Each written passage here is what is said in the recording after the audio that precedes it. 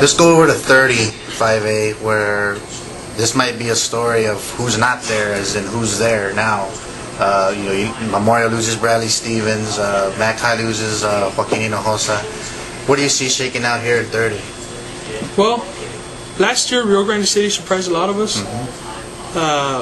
They came out of nowhere. They won a few games to start out the season. I think this year, with quarterback R.J. Alanis, they're going to come out, and Andrebo Gonzalez, a former Rattler, who started A&M Kingsville, they're going to come out under his offense and have a lot more success. I see them competing for that district title. Like you said, McAllen Memorial and McAllen aren't going to be there. They might compete for a playoff spot, especially McAllen. They got the tradition. A school like McAllen Memorial, before the last few years, pre-Bradley Stevens, in other words, they really didn't have any football tradition. You know, I think with Bradley and Coach Bill Littleton, they helped establish something there.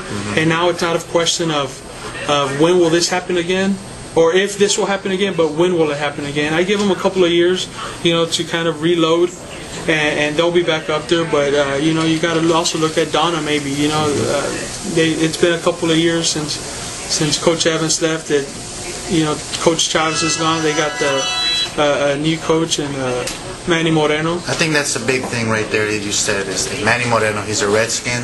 He graduated from Donna. He knows the kids. He wants to win. He wants to win in his hometown.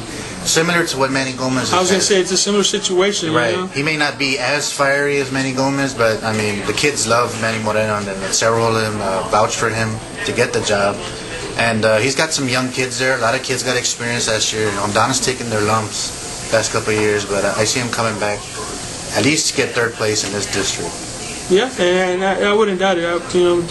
Donna Redskins, it's a proud community there. They love their football, and they've been out of the playoffs too long now. Yeah, definitely. So they're going to definitely compete for a spot there this upcoming season. I look for R.J. Alanis, the quarterback at Rio, to step up and maybe be one of the more valuable players in that district. Definitely.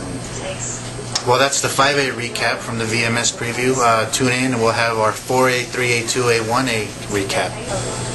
Now you're at the rest of our VMS 2007 preview. We're going to go 4A and below. Ladio, you've been out there at the 4As. Tell me what's going on there.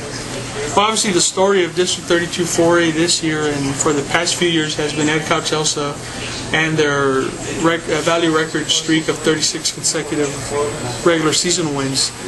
A lot of people are talking that this is the year that streak comes to an end. They got Port Isabel in Tarpon Country to start off the season, then they host Weslaco, so it's not a cakewalk of a schedule there. They're going to have their work cut out for them. But, Joe Solis is the kind of coach that doesn't use too much talking to motivate his kids. He doesn't even bring up the record. He tells me, he goes, we don't bring up the record to these kids. The kids at EE aren't the type that need motivating. It's just the fact that they grew up in Ed Cauchelsa, the fact that they grew up going to Ed Cauchelsa games, that's motivation. It's called tradition. They know what they have to uphold. They know what they have to live up to. And they got a quarterback in Eric Guino. He's a junior. He could have started last year as a sophomore, but they had their superstar George Rubio at the helm. They used him at receiver. He's a very athletic kid. And and just talking to him, a lot of people might say, this kid sounds cocky. It's not cocky, it's tradition. You see it from kids in Ed Cauchelsa, you see it from kids in Harlingen and Port Isabel.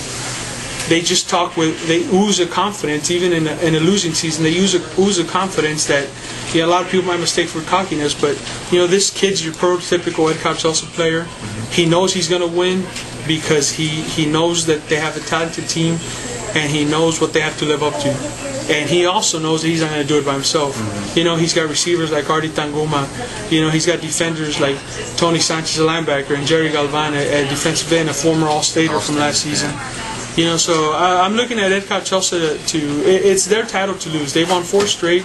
I'm looking at them to defend it.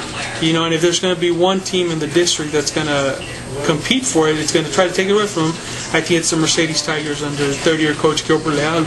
The former Harlingen offensive coordinator took over after the 04 season, and he didn't have an immediate impact per se.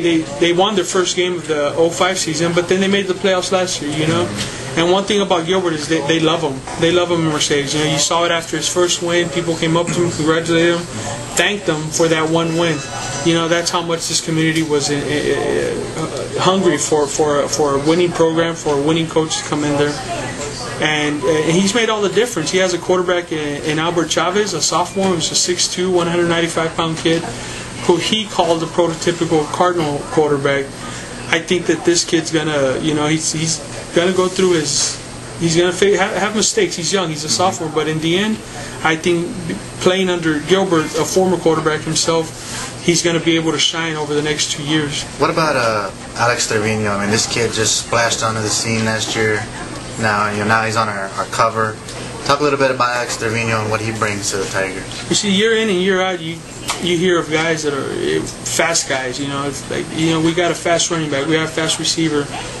There's a difference between Valley fast and state fast. You know, and Alex Trevino state fast. You know, he went up to the UIL State Track and Field Championships last year and got a bronze medal in the 200-meter dash. He's a sprinter. He's got legit speed, and he's going to bring that to the team, as he did last year as a sophomore. He rushed for almost 1,100 yards, and he was probably one of the top newcomers in the Valley that year.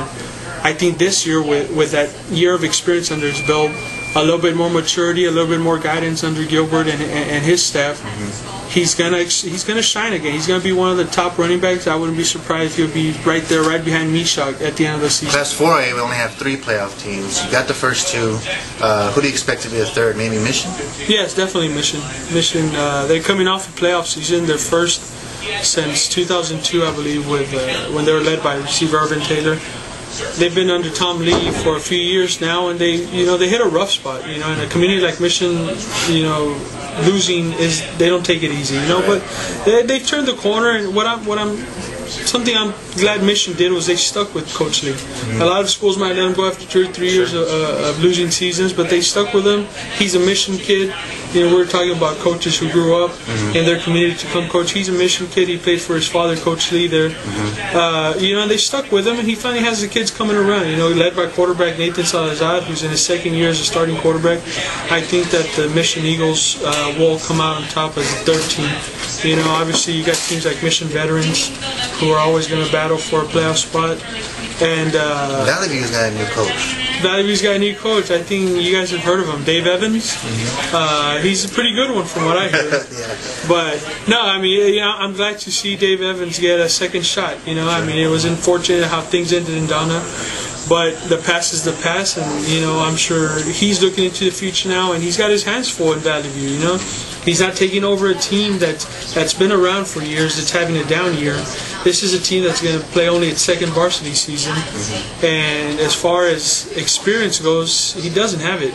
You know, we got kids who are good athletes, because year in and year out, you see Valley View competing for district titles in basketball and baseball and track and field. Football's a little bit new to them, so they're kind of just getting used to the sport in general. But you know, if somebody's going to go in there and turn that program around, or not necessarily turn it around, but start it out, right, it's going to be Coach Evans.